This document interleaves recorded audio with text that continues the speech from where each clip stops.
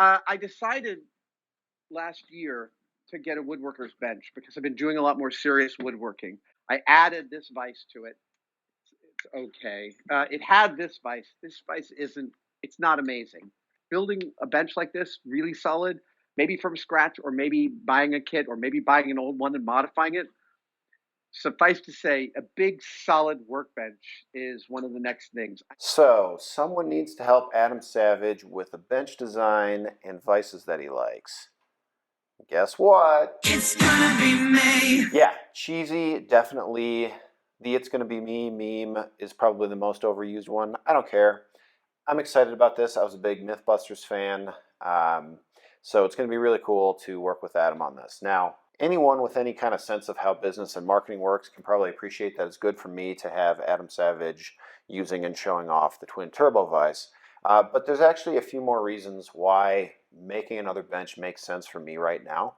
So I'm going to talk about my plan for Adam's bench and some of those things in this video. And in case you didn't know, I do sell plans for this bench. There's a link in the description. And the first thing I'm going to talk about is how I scale down the plans for this exact bench size to a bench that fits Adam's shop. He doesn't have enough room for a bench exactly as big as this one. So this is what Adam's bench is going to look like, and the only difference between this bench and my bench is that I've eliminated 3 rows of dogs, which takes 30 inches out of the bench and makes it a 60-inch bench instead of a 90-inch bench, which is what's perfect for Adam's shop.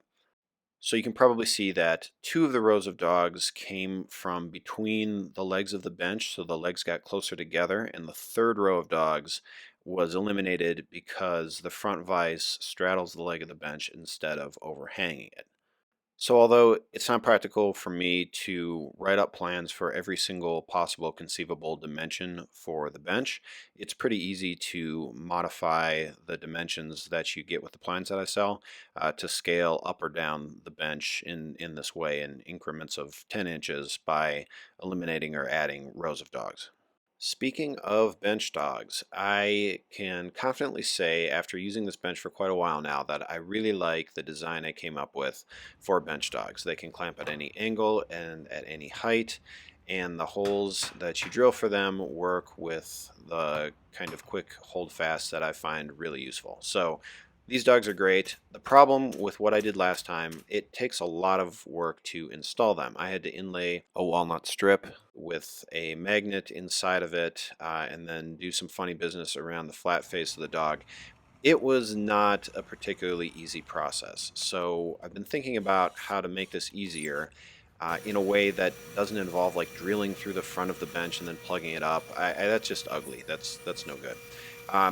But I think I've hit on something that's really going to work well. So what you're watching here is me building a test of the new concept.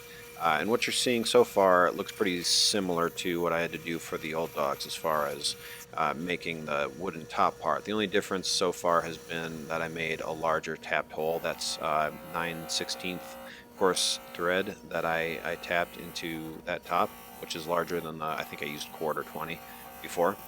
And this offcut is actually what I'm going to use to fill the void in the bench that is left from the flat face of the dog, and the cork rubber fills the kerf of the saw blade. So a lot easier way to get a unbroken top surface.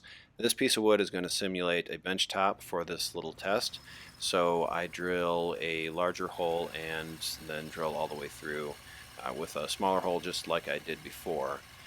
Now what I'm going to do for the magnet is a little bit different. I'm just going to drill a hole from the top. This is a 3/8 inch hole for a 3/8 inch cylinder magnet, but it's not a standard 3/8 inch cylinder magnet. I'll describe how it's different in just a second, but it goes in a particular orientation, and once I get it in, it has the holding force necessary because of its special polarization to hold the post of the dog up.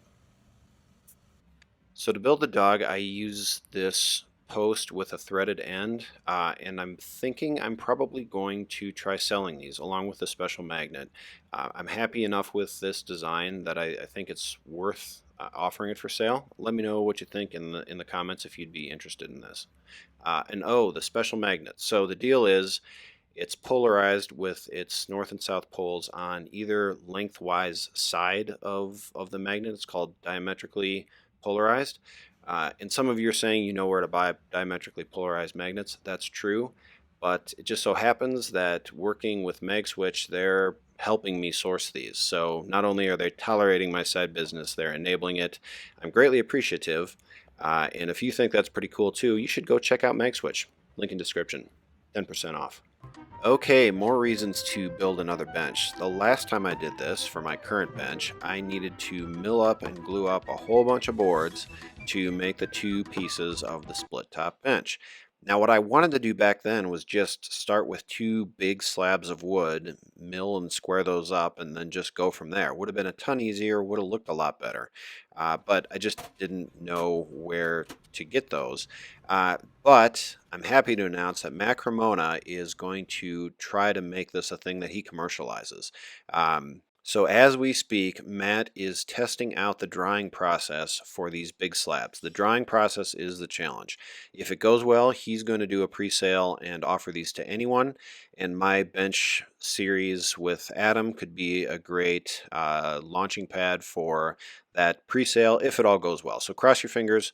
Hopefully Matt can figure out the drawing and offer these not just to me for this bench, but to anyone who's interested in constructing a bench this way, which I think would be far superior. So hope that works. So that's it for now. Make sure you're subscribed to catch all of the builds in this series, and you can do that with one click right after the saw blade stops.